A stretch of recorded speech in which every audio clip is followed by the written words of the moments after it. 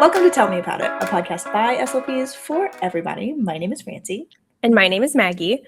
And we are back talking about literacy because if there's one thing that Maggie and I could talk about for 8 hours nonstop without taking a breath, it's literacy. Yes. Unsurprising, but we've already made an episode about it, but we're back talking about it.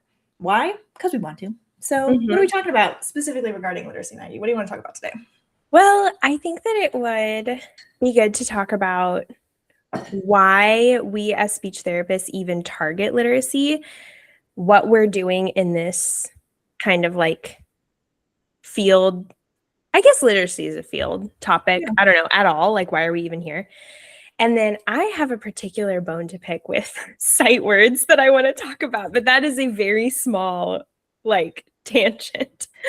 But yeah, we can chat about that and then and talk about kind of like how we each got into it and how we're implementing it in our practice now. We should start with that because I feel like I see discourse online being like, well, that's not our field. That's not our field. And unfortunately, yes, it is. Well, fortunately for us, unfortunately for those who don't believe, it totally is a part of our field. So Maggie, how did you end up searching out Orton Gillingham? So yes, I have said this before on the podcast. I am not like officially Orton Gillingham like certified or anything because I did not complete the practicum because I was working 2 jobs and it was just kind of a lot. But I did the full training. So I did the like 1 week full time. It's like a 40-hour like didactic training. And then there was another like, I think 20 hours of like virtual didactic training. So it was a lot. It was close to 40 hours of additional like literacy instruction to teach us how to teach specifically kids with dyslexia how to read. Now, Orton Gillingham is like, it's designed for dyslexic people in mind, but you could use the Orton Gillingham approach with any person. I think that in my mind, it just is like, how long is it going to take? Like, how intense is intervention going to have to be, I guess, depending on the needs of that person. So, and that's kind of like my experience background, where I'm coming at this from. The reason I sought that out is because the school that you and I worked at together was a rural school. A lot of the kids were very high need. We lived in a high poverty area, or we worked in a high poverty area. And it was this like shocking and horrific realization during like my second year working there that the kids, like most of them were functionally illiterate. And not just our high support needs students that were in like a district classroom. I'm talking like our 4th and 5th graders that were just on a language or speech. Sometimes some of my speech only kiddos, I was like, whoa, you should be able to read that. It was really, really shocking. The lack of literacy skills and knowing what we know about additional risk factors that come with poverty. I was just really worried about them. I was really worried about the future livelihood and safety of those kids. So I sought out some additional training to work it into my practice to try and kind of give the students on my caseload as many tools as possible to be successful going forward. So yeah, it was a kind of a bad and scary reason that like spurred me into it, but I'm glad that I did it. It was, I remember the conversations that we had leading up to that, and it was kind of 5-alarm fiery of like, oh crap, these kids can't read. And on top of that, we've got a language disorder, or on top of that, we've got these other factors that make reading hard. Oh crap. We've got to do something about this. I'm talking like asking a speech only 5th grader to read the word broken, broken, and them not being able to do it. Like that's what I'm talking about. Yeah. And I want to be clear, like I'm not trying to call out or vilify any particular school or district or teacher or anything. I think that there's a combination of factors. Like, this is a really multifaceted issue, the like current literacy crisis. So just And putting that out there. For that particular group of 4th and 5th graders too, they had lost a lot of that early elementary to COVID. And so that's not the whole picture. We had a ton of factors playing in to why we were seeing such struggling with reading. That was just a small bit of it. So that particular cohort that we were like, crap. We had really tough life circumstances at that school. We had really tough COVID situations at that school. We had people just like, it was just a lot going on. But you went through the Orton Gillingham training, and I was like, oh, she's onto something. And like true little sister fashion, I was like, okay, I'm going to do too.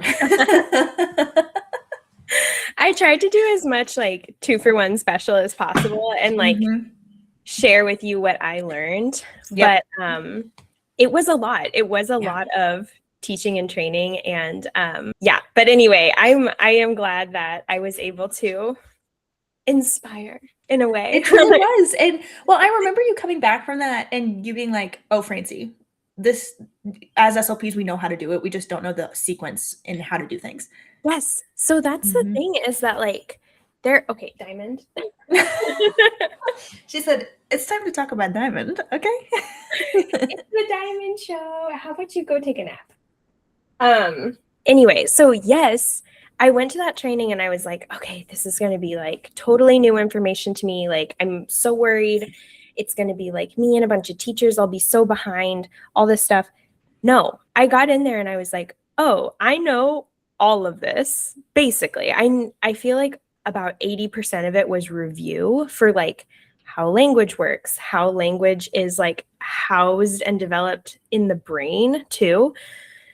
And then it was just like, now let's do the written version of that. And I'm already like, you and me both are linguistics nerds. Yes, we're SLPs, but like before that, we were already. Before that, my favorite undergrad class I ever took was not part of my CSD major. It was part of my psych major, and it was psycholinguistics. And it was talking about like the psychology of the language that we use and why we use it and things like, we're nerds. We're moving on. Yes, I'm a total nerd. I was a voracious reader as a student. In high school, people would be like, oh, like Maggie has such a big vocabulary. And I was like, are you teasing me for knowing more words than you right now? Like, I know, you're like, why are you booing me? I'm right. Like that. And to be that kid, I loved using words that other kids didn't know because I'm a jerk. Okay. I loved it and I ate it up. Okay. I like to be right. And smart. What do you want from me? So that being said, we also like, this is a niche that we very easily were able to kind of like slide right into. Like, it wasn't, I think that both of just us two as people, like our natural proclivities and interests fit with literacy really well. So that being said, a ton of the information for me was review, but it really was like, I sat down with like, we love a metaphor here on Tell Me About It. So it was like, I sat down with like a bunch of puzzle pieces or like mosaic tiles or something, and someone just showed me how to put it together. Like I had all the parts already. I just needed someone to kind of be like, and this is how you put them into place. Yep. So it was that. So in our series of things that happened, Maggie came back from that training and I was like, oh, you're so right. I do need to do like XYZ to like help some of my kids. And I had, at the same time that had happened, I had a 2nd grade teacher reach out to me and be like, hey, this speech only kid, whenever we're sounding out words, can't hear middle syllables. And I said, that's crazy because he, syllable deleted. So I was like, yeah, that would make sense that he's usually consistently missing a syllable. I did not realize that was something I was also like a 1st or 2nd year SLP at this point. Didn't realize that was something totally within my power to be able to target. Started targeting it. Wasn't even an IEP goal. Just was like, okay, we're just going to really practice hearing syllables and sounds and then talking about the sounds within those syllables. And by the next cycle of iReady testing that they did, he was on grade level for everything. And then I was like, oh no, the power is like, it was one of those situations where I was like, the power was within me to like change things for this. And that was a really empowering experience when it came to like, oh, this is why I want to go down this pathway too, is because I then immediately had a success with it after talking with Maggie. So something, if I can take us down a rabbit hole already. Do it. iReady. So here's the deal. Are we going there? I want to go there just a little bit. The only thing I will say is that I think that iReady has gamified too close to the sun. Like, I think we've gamified education with iReady and similar programs to the point where kids get really good at playing the game of learning and they are not actually learning. So it's not generalizing at all. So it does, this is not universal, but I think for like most students, and I've seen this in action, they know where to click, they know the format of the question, they know like kind of what they're looking for, and then they just guess. And that iReady is a lot of multiple choice, if it's not entirely multiple choice. So that works a lot. And so like, I think that was one of the things kind of feeding into this literacy issue, is that like kids were truly just memorizing words. So to go one step further, so there are two, for those of you who do not have frequent interactions with iReady, there are two parts to iReady. You have the assessment components, and then you have the iReady lessons. So going based off just the testing usually gives you some decent data. However, what iReady does takes it a step further, and it takes that test and then quote unquote designs lessons for each kid at their own level, and moves up or down. What Maggie is specifically talking about, it's pretty dynamic. What Maggie is specifically talking about is the iReady lessons, because it's supposed to be teaching those skills per the kid's level, but it's so gamified that it's not really teaching anything. And then on top of that, SLPs Against Pseudoscience shared a Substack article from a academic researcher a couple months ago talking about how iReady has no evidence base. And so with that, the lessons don't make a big difference in academic outcomes through any testing that they've done. Their own articles that iReady cites as to why they work shows that doesn't work.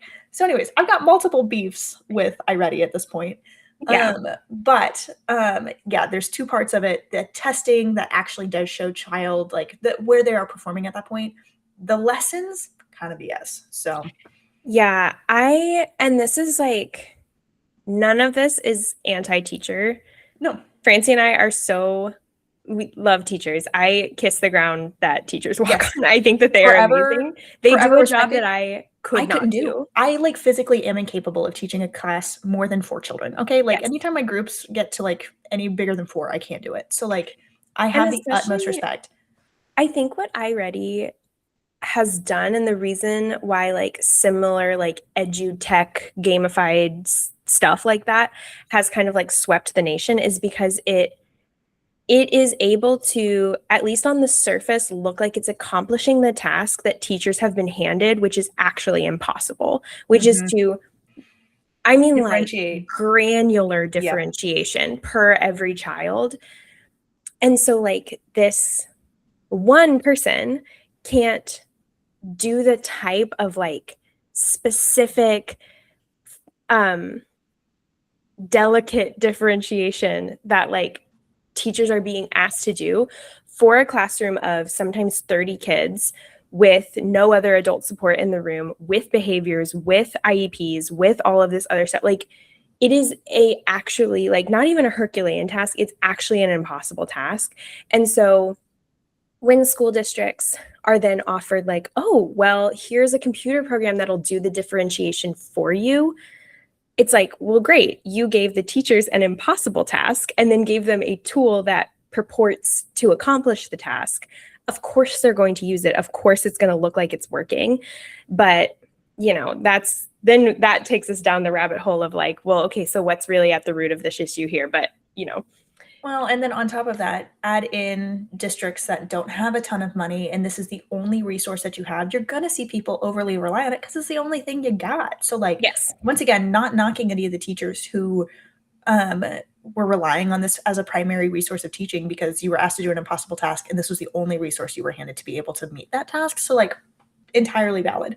But with that, I saw children really struggling in academics because of it. So yeah, I was going to say, it's not the teacher's fault that we had okay, this is probably too spicy, but it's not the teacher's fault that we had a global pandemic that was absolutely mismanaged, taking kids out of school and putting them in front of laptops for a year, sometimes 2 years. It's not the teacher's fault that giant corporations sold these edutech software programs to districts, a lot of like really small districts that are already underfunded and experiencing teacher shortages anyway. It's not the teacher's fault that kids don't have the behavioral and emotional reg strategies to sit in a classroom and learn. It's not their fault, but this is the situation. And like the result of it is a literacy crisis. And so it's kind of like, it's one of those things where like me and my husband a lot will say like, if we have a problem at work that like, we didn't cause this problem, but it's our problem now. Like, it's not my fault, but it is my problem. Like that's the mindset. That's the vibe. That's the vibe. So, so with that is why we got into literacy and why it matters to us. And we're here to tell you SLPs, just like Maggie told me, actually, you have all the skills that you need to. Yep. You know how to do this already. You just need, maybe like me or like Francie, you just need someone to kind of like be like, here's how you put it together. Now go and do that. So. I will say, not sponsored, and never have we ever reached out to her, but I ended up buying the Reading SLPs like program because I was like, I need something that's just a little bit more structured and supportive for my brain. It's been really helpful. Yes. Yeah, and I will give the same disclaimer type spiel that I did last time. Orton Gillingham, to take like actual training, it's expensive. I think I spent like $3,000 on it. It's really expensive. It was time consuming.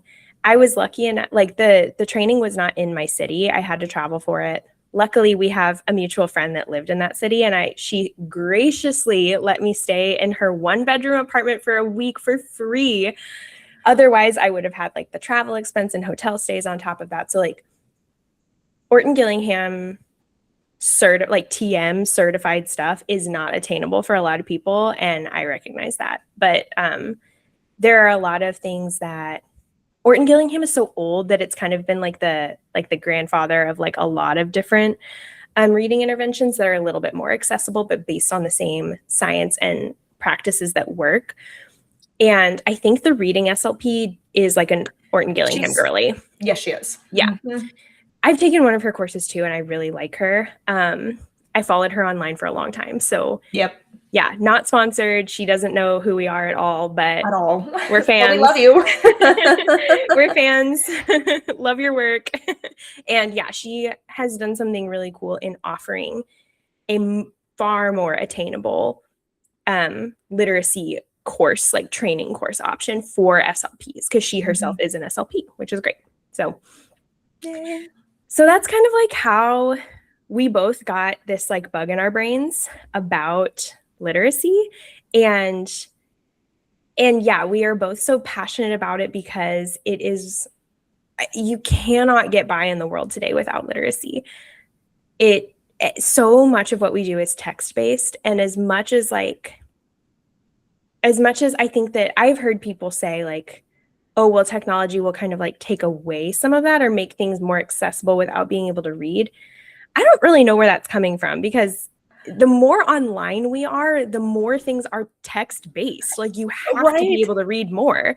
And I've heard that argument before where it's like, oh, well, we're just like moving away from needing written language. And what we're really moving away from is like literally where us? What we're moving away from the true formality that was historically handwritten documents and the formality of technical writing, if that makes sense, moving into a much more casual use of orthographic language.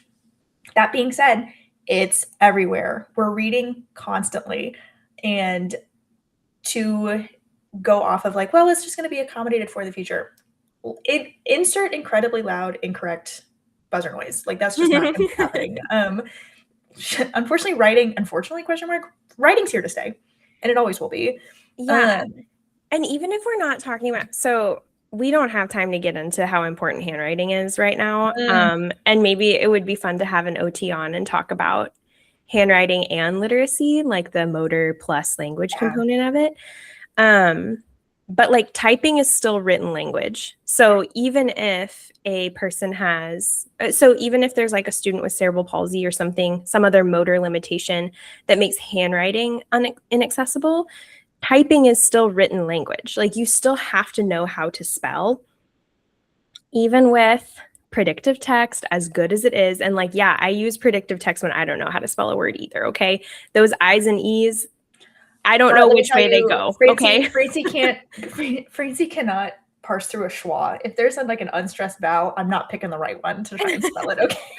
The word receive, I don't know how to spell I don't that. know So her. I am using predictive text, but like that's okay because that's like one word that I don't know how to spell versus the thousands that I do. And so yeah, even with all of these technological accommodations, which are great and we do use them, you still have to have literacy. You still have to have that component of like, I understand that this is written expressive language. Yeah, go ahead. So literacy for recreational purposes, right? We see it with reading social media posts. We see it with, I love that Book Talk has really like popularized reading. We love that reading's having a renaissance. Love. But from a more safety and logistical standpoint, you got to be able to read contracts. If you're signing a lease, Yeah. if you're buying a house, if you're buying a car, if you are entering any type of agreement with another human being, being able to read what you're agreeing to is a safety thing. Reading prescription bottles, reading cleaning supplies, reading keeps you safe both legally and physically. Yes. That's Yes, yes, also why yes. reading is so important, right? You have to be able to navigate the world around you in a way that is safe, and literacy is really that key. So yes, all fun and games with social media, but for a very real reason. So you don't get swindled out of money. We have to be able to Yeah. read. Yes, so you don't get taken advantage of, or so that you don't accidentally mix two medications that can't be mixed, or like, actually physically injure yourself. So yeah, reading is really, really, really important. Reading and understanding. And what's crazy is that like I have heard this kind of floated around, and I do know it to be, it's at least widely accepted that it's true, is that like the average American reads at about like a 5th or 6th grade level. And so most government documents, like tax documents, any social security stuff, like I'm thinking about like when I changed my name after I got married, like those types of documents, anything for like car registration, or if you're on like Medicaid, Medicare, those types of informational paperwork would be at like a 5th or 6th grade level. I kind of find that difficult to believe. And also, or maybe I just don't have a great understanding of what a 6th grade reading level actually is, because me with my master's degree and my proclivity and love of reading, sitting here trying to parse through a tax document as a business Yes. owner and feeling like Oh, my eyes are crossing, my brain is exploding. It's tough. There's once again, I know I agree. I don't know if I just am unaware of what like a 6th grade reading level is, and slash, or if they're just lying to my face about like what level these are written at, because I just recently had to get my passport updated, and the whole time I'm freaking out because I don't understand the rules here, and I'm reading them out loud for okay, if A then B, but if not B then C. And then if all three are untrue, then D. And I'm like, I don't understand what's happening at this point in time. I had to go to the public library to be like, help me with this. Yeah. Yes. And it's truly like you and I are extremely literate, like so literate, it's actually crazy. Like it's actually really funny. Like it's one of those things where like reading was my personality, and the fact that I had a high reading level in like 7th grade was a personality trait for me. Okay, like I take pride in it. So I to really struggle with that, I'm like, holy crap, how does somebody who maybe doesn't read as much as I do operate with that? Maybe they're just better at filling out tax documents than I am, because I am not the one. I digress. I'm not the one. Yeah, bold of me to start a business when I like really can't decipher tax documents. TurboTax is that girl, I will say. Anyway, yeah, literacy is not just decoding and understanding. It's also fluency. It's also word recognition. There is that like piece of it, which kind of brings me to my tangent that I wanted to just have a little segment on today. We don't have to spend the whole episode on it. But we need to talk about sight words, you guys, because this is getting out of control. And by getting, I mean it has it's been out of control. Yeah. I'm not going to say this with 100% confidence, but I will say this with like 80% confidence that the majority of IEPs that I have seen in my 5 years of being an SLP, at least 60% of them have had a sight word goal at one point in time. Yeah. Margaret, tell me why that's a problem. Okay. I'm just going to talk about my personal issue with sight words and why I think things have gotten out of hand. English has this horrible reputation for being a nonsensical written language. There is a kernel of truth to that. The kernel is that English, this is like linguistics nerd 101, but like English is shaped and it's almost like a layered like rock. Like you can tell over time what happened in a region because of like the sediment layers, you know what I mean? So like English, you can look at like who the English speakers were conquered by and being ruled by based on what words came into the language around that time, and with it, what spelling conventions a lot of the time. So we do have a ton of spelling rules, a lot of them, but it is the overwhelming majority of English words are decodable. And I'm not talking like, 75%. I'm talking like high 90s. Like almost all English words, you are able to like, I can decode. So like, this is also like terms that we throw around a lot talking about literacy, but it's very jargony. So like by decoding, I mean like if written language is a code, like you're using symbols to represent sounds, which represent, parts of words, and then you glean meaning from that. Decoding would be reading a written word, and encoding is producing a written or typed word. So it's decoding is reading, encoding is spelling or writing. Anyway, back to what I was saying. So high 90s of English words are decodable. There are some that aren't, but a lot of words that look like they're not decodable, like it looks like they don't follow any rules, it's usually because it'll be like, okay, well, this looks like it should follow one rule, but actually there's a secret second rule that's superseding the first rule. But it is very like, it's all rule based, but you have to learn it. I'm saying the word rule so much, it like doesn't sound like a word anymore. But anyway, sight words. So sight words have gotten out of hand because all of that to say, there aren't very many sight words in English of words that are like so nonsensical that you just have to memorize it. There's not a ton. There's like, I think I've seen lists that are maybe like 150 words out of the hundreds of thousands of English words that people commonly use is a teeny tiny percentage. And so many of them are, if they're high frequency, you will just learn them. Like, yes, I think we should teach young children high frequency sight words, but we don't need to dwell on it into 4th, 5th, 6th grade. If literacy has been taught well, they will have long learned those words that are truly not governed by English rules, that are actually rule breakers.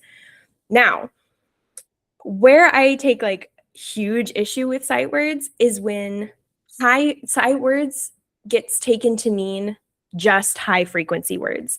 And we're just teaching young readers to memorize a bunch of words that are actually decodable. So like, I hate it when I see days of the week on sight word lists. Those are not sight words. They are decodable, they follow rules, and they're high frequency. Kids are gonna learn how to read those.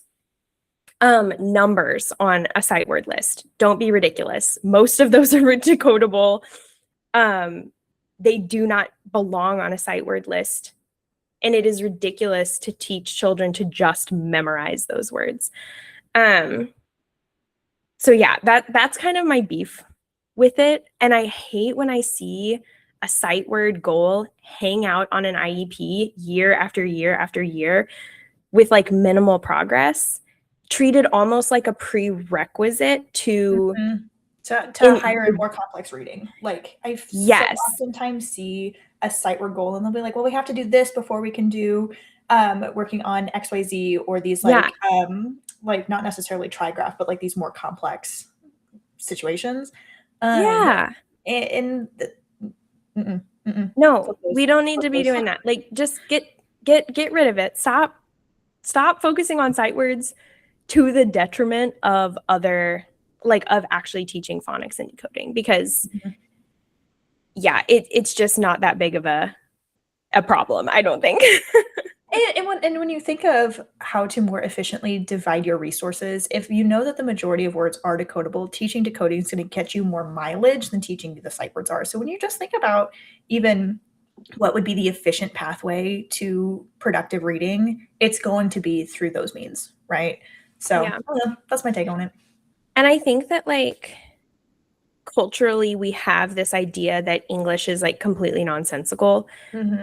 English is hard. It is a tough language to learn how to read and write. It's tricky for sure, but it's not impossible.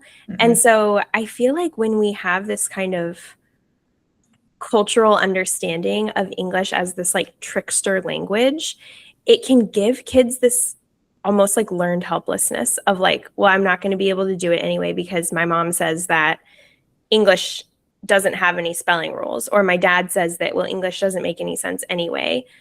And like, that's actually just not true. And so like I like to take the stance therapeutically of like empowering kids to like, I'm giving you a big, long, multisyllabic word here. You've never seen this before, but you know the rules. Like, you know how to read this word.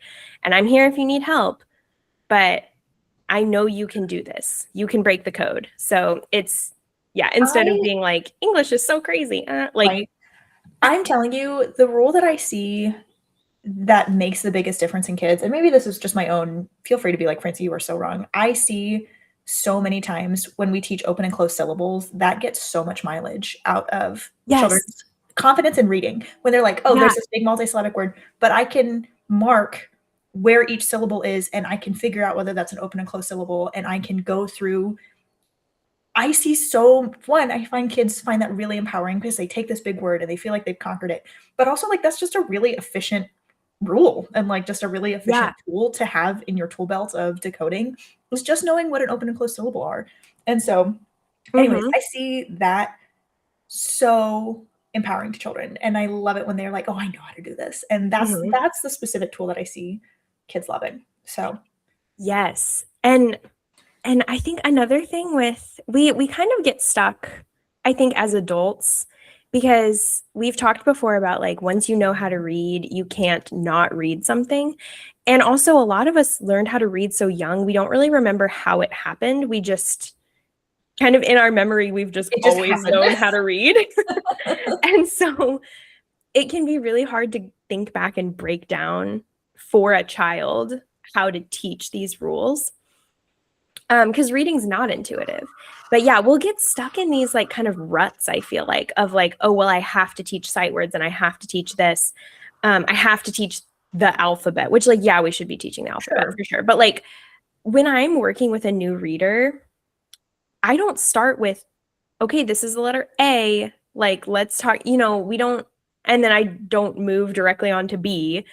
I don't go then to C. Like, I teach what is going to get them the most bang for their buck right off the bat. So it's there's a lot that goes into it. But I think that it deserves a lot of thought because it's so high stakes. Like, literacy is so vital. So yep. I oftentimes compare being an SLP to being like a language mechanic, where like I'm up in your brain, we're making new connections, like we're kind of working on it like a car engine. And I find that teaching spelling rules and those rules that govern written language really help the kids Yes. in really making sense of what are these sounds, how do they play together, and how does that change the word. This goes back to my girl morphology, because that is also something that really helps my kids when it comes to we've got a language disorder. We're trying to make sense of the world. That is, I feel like, a really key piece to helping my kids make progress when it comes Mm-hmm. to language disorders, as well as kind of getting in there and talking about the mechanics of language. Yeah. So, Well, and kind of back to what you were saying about that, your previous student, yeah.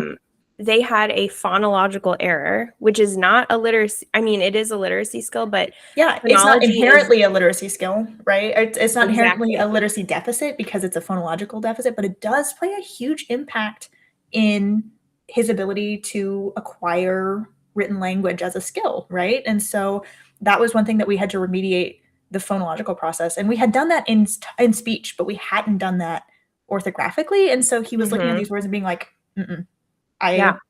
I'm not getting there. And so going back and really being intentional about those open and closed syllables was the thing that made it easier for him. Yeah. So, Yeah. Kids can't spell what they can't say. Like, mm, if you can't pronounce a word correctly, then you're going to have a really hard time spelling it correctly. So I feel like I see this a lot with this. Also kind of highlights the importance of speech sound intervention too. I think about this with even young kids, and if they have a really hard time with R, that is going to rear its ugly head when they're learning how to spell. So like, yeah, I will target R with a 4-year-old. Absolutely. Because if they're going to kindergarten next year and they can't say any R controlled vowels correctly, they're not going to be able to spell those R controlled vowels correctly either. And so like, obviously this is like all of this is priorities, right? So if you have a kid that's got a lot more going on than just not being able to say R, fine, put it on the back burner, don't worry about it. But if it's just kind of like your speech only kiddo who is young, quote unquote young, to be working on R, it is going to impact their reading and writing. Like it is going to impact their ability to spell. So I am definitely an advocate for working on it young. And having said that, I understand that that's not always possible in the school setting. You're not always going to be able to get away with that. So, yeah. So, Francie, I guess what are some like functional or like practical ways that you implement literacy into just regular speech and language yeah, sessions? Like, what do you do now? I try to. So I actually have a copy. Our district uses UFly for their literacy curriculum, and I will try to match. I have my own copy of the teacher's resource guide, and I will try to match whatever they are learning in class and kind of tie in some things that we're doing. So if I know that they are working on Magic E, and it's an articulation session, like I've got a kid who's working on K and G because they're still fronting. Oof. But I know that they're working on Magic E, so I'm going to pull words that all have their target speech sound and they're following the spelling rule that they're learning in class, and then have them read it. And so we're working on it kind of not directly, like I'm not teaching Magic E, but I'm definitely incorporating it into my session while targeting their target speech sound, right? Or like I've got another student who, while we've been working on articulation all year, and they can say the sounds, they're not spelling the sounds. So that's what we're working on, is we're still working on target sound in sentences. Those sentences just happen to be written. And so that has been how I've been tying it in for speech. When it comes in for language, once again, I'm trying to match what are you learning on in class right now. If you're working on, for my older kids, if they're working on like a specific type of writing, I've been trying to help back up. I've got a lot of kids on my caseload who have a language disorder. When it comes to oral language, they're actually really strong, but now we're struggling with crafting sentences and sentence structure. So if I know that they've got an informative writing piece coming up, that's what we're going to be working on in our speech session is, okay, well, I know that you're going to write a piece about Arctic foxes. let's talk about it together, and we'll go into the components of written language and how do we start a sentence? What are the parts of a sentence that we need to make it a sentence? And I kind of feel like an English teacher more times than not.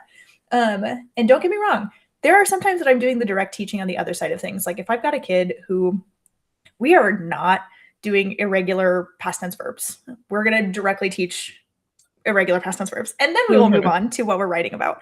Yeah. But oftentimes it's a lot of collaboration with whatever they're working on in class. So, yeah, which I think is huge, and it's really hard to do, especially so like in the setting that I'm in now. I'm at a couple different schools, and I have my private practice clients that I see maybe once a week in my office, and so I don't have the bandwidth to match to the curriculum of every kid what they're doing. But that doesn't mean that I can't or shouldn't be targeting those literacy skills. And it depends on the child. For some kids, doing like once a week with, Miss Maggie at speech, doing a bunch of kind of disconnected nonfiction passages isn't really going to land. It would be more helpful to do maybe something, go in like overarching themes, so that they really have a lot of time with the material, and that content knowledge can help bolster whatever they're learning in school. Maybe not this unit, but maybe the next unit. But there are some students, like I have a student right now that those even like disconnected nonfiction passages work really well for them. Like it helps boost those literacy skills because they're just learning more things about the world. It opens up more opportunities for us to talk about root words, base words, how to glean information from context, how to like use some of those higher literacy level skills, which is great because the student is approaching the end of elementary school, which is when that starts to really come into play. We're not necessarily learning how to read anymore. Now we're reading to learn. So yeah, that's kind of how I incorporate it as someone who's like a little less connected to the daily curriculum. Or one of my favorite things even is, great example, if I have a kindergartner working on categories, or anything related to like semantic features, fun fact, love the expanding expressions tool. That was something my district got all of their SLPs trained in this year. It's been a blast, and I have loved that tool. But if I am working with a kindergartner, and our kindergartners spend a majority of their year working on CVC decoding, and so if I know that I've got a kindergartner who's working on, and we're going to be using the EET to do categories and all of these other features, I'm going to pick CVC words for them to decode so that they can decode the word. And then we can talk about EET after they've decoded the word. Or even if we're early in the year and we're still just learning sounds, I'll be like, hey, I also have the progression of what sounds they teach in order. So if I know that they've already worked on M, I see a letter that you know. What is it? You're right. And then I will decode, oh, it's a app. It's a map. What do we do with a map? And like go through the EET that way. So good. Yeah. It's so easy just to it's just a couple extra steps to enrich that literacy side of things and bring awareness to the sounds and how they play together and things like that. So yeah, I think that is such a good point, because even if you're not directly working on literacy with a student, there are ways to enrich it. Like I think about with some of my speech sound kids, if I know that their literacy is already like pretty strong, I will enrich that by giving them written passages that are like sound loaded passages and have them highlight every single time their sound appears. So that is practicing recognizing their errored sound in a written format and then replacing it with the correct sound. So like that helps them map that into their orthography a little, or that orthographic representation of the sound a little bit more. So yeah, there's tons of like little ways. I used to keep written language completely out of my speech therapy sessions. And when I did use it, I would write in all caps, because somewhere along the line, someone was like, oh, all caps is easier to read. And so I was like, okay, I'll write in all caps. My husband writes in all caps because that's a very military thing where they're like, it's just more legible. Like you don't and I don't know if that has any evidence or not, but he writes in all caps. Yeah. So I would write in all caps like that. And then it wasn't until I started learning more about literacy, 92% of our written language is lowercase. So why was I doing that? There's no reason for me to have done that. It probably wasn't helping anything. And I wasn't incorporating enough written language anyway for it to like really have mattered at all. So, but yeah, I just like, I think back to that and I'm like, wow, like so many missed opportunities there. When I could have been supporting and enriching literacy skills. But oh well, you know, we live and we learn. So we live and we learn. And just like we talked about in our last episode, we have grown so much as clinicians. And this is one of the things that we lived and learned and we grew from. And so it's really, I've noticed it make a difference in my practice. And so I hope, dear listener, that it makes a difference in yours. So yeah, totally agree. Literacy is not this like siloed skill that's off by itself. It is very much a language skill. And so SLPs absolutely have a role in it. Not to say that like, you know, not to judge anybody who hasn't implemented literacy. Like we said, we both have grown in this area for sure. But yeah, SLPs have a really cool perspective on literacy and I think can do a lot to enrich and add to it in the school setting and in the private practice setting, which is great. But any final thoughts about literacy? My final thought on literacy is even if you're on the fence, there is no harm in just incorporating pieces. You don't have to be doing it perfectly. Lord knows I'm not. And I have just noticed from a mileage standpoint and from an efficiency standpoint, I'm noticing greater gains just by incorporating it. And so for your own sanity, it might be easier.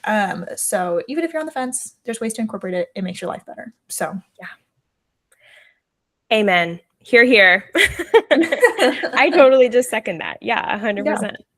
Yeah. And also think critically about your sight words. Think critically about your sight words. Are they sight words? Are they? With love and light to the SPED teachers that I was like, hey, tell me why you're writing this word. Please know it wasn't personal. Yeah. It's not personal, but our time is valuable and it could be spent better doing something else. That's what I'll say on that. So anyway, with all of those things in mind, this has been Tell Me About It. We hope you learned a little bit by listening to us today. And you can catch us on YouTube and Spotify under Tell Me About It and SLP Podcasts. And you can also follow along on Instagram at Tell Me About It SLP. But we will see you next time. Goodbye. Bye.